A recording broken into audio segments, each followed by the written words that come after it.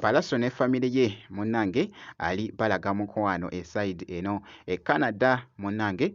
byengenda okubeera nga nkutuusaako ate nga omukubi w'ensambagere wali munnange ate omwateekerevu ennyo muyite Hoka Ogani munnange enfaaye wulira munnange n'obugagga side eno oh my god naye nno byengenda okubeera no nga nkutuusaako bambi awo mu maaso kw'ossa ate ne Dr. Jose Chameleone munnange naye mukyekinzeko ngenda kubeera nno nga mbikuyitira muko maaso awo ngenda kusaba video jimpere like pamita Jaminati sinza ku Jaminati Yugi wano wennyini kakati nno kantandikirewo ko wali ne Palaso akyali munnange ne family ye Canada side eno nga bambi ali mukola challenge nno abadde nga akola n'abaana be nga bogezawo okulaba awo nga mutabani we agezaako bambi okumusitula kw'ossa ne Palaso nga naye amusitula babadde bagoyinga crazy nga bogezawo okulaba akatambi ako.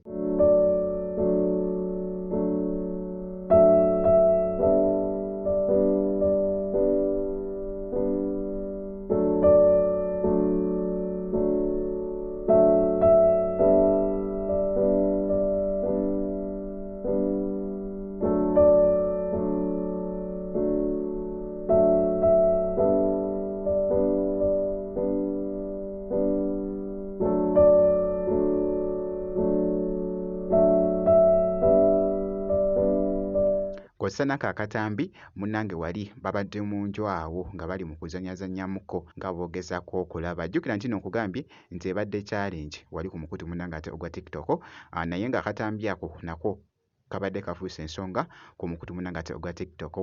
nakyala munnange maama waabwe abadde mitala eri munnange nakka agenza okusanga nga Palaso ali mu kuzannya munnange ate n'abaana awo bambi essanyu libadde lingi nnyo mu katambi nga boogezaako okkalaba.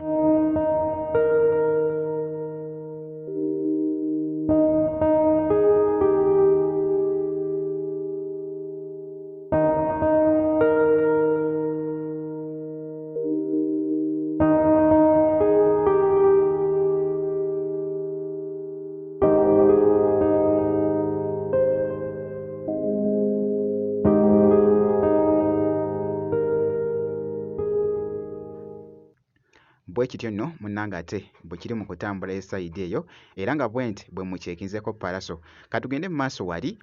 n'amawulire munnange agagenda mu maaso okutwedinga okwetoolola kumpi nsi yonna ag'omukubi w'ensambagere munnange muyite Hoka Ogani inno nga amanya ge amatuufu abadde ayitibwa munnange ate Terry Gini Boleya esayidi eyo. Ogani yafudde munnange oluvannyuma lw'okusannyalala kw'omutima munnange okusinziira ku bakugu eruuyi eri era nno yafiiridde munnange ate wali mu Clearwater mu ssaza wali mu Florida muganda wange mu US esayidi eyo era nga gy'abadde abeera naye bambi afiiridde ku myaka bambi 71 yazaalibwa 1953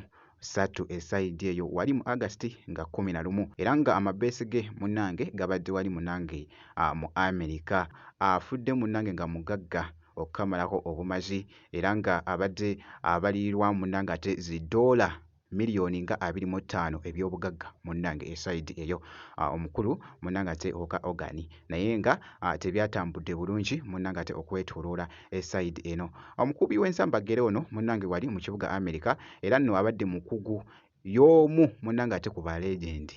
era nga by the way abadde era mukugu mu byamawulire munnange ate omukulu oyo Hoka Ogani naye nga byebyo tebyatambudde bulungi bambi esayidi eyo katugende mu maaso wali mwana mulenzi munnange ate Chameleone naye mukyekinzeeko esayidi eno kakati nno abaddeko ko n'ekifo wali wabula bannange Brian Skater munnange wali abadde agoyinga nabo crazy mu katambi nga boogezako okukalaba actually kabadde katredinga wali ku mukutu gwa TikTok nga boogezako okulaba.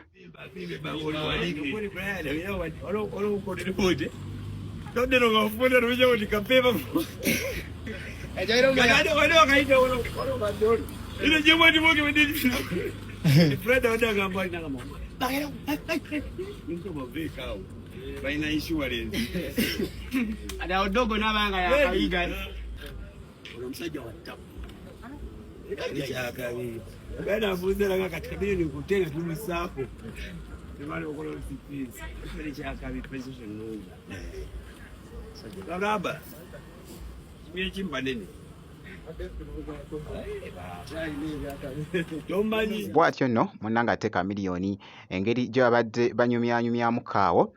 engeri gye basikeetinzemu wano ba brand skater wali jjukira nti nno Chameleone abaddeko ku wali Kololo wali ku the African Nations munnange nga boogezaawo okulaba akatambi ako kakati nno kye babadde banyumyamu kaawo engeri ba brand skater gye basikeetinzemuko nga boogezaawo okulaba akatambi ako.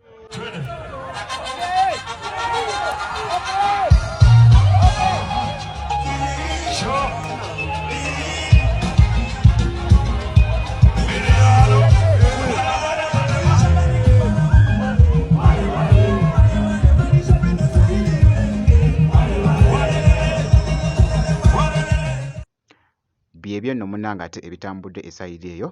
ku mwana mulenzi munnange ate Chameleone bwe nti bwe nkoze kakasa nti no vidiyo ogimpeera like n'okusubscribinga kasita obeera nga tonnaba.